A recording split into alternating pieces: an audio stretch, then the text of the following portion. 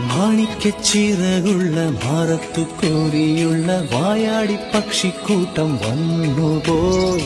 കാടൊന്നു കാണാനായി കൂടൊന്നു കൂട്ടാനായി ആകാശപ്പുഴനിൽ കുതിച്ചുപോയി. കണ്ടു മലനിര ഓഹോ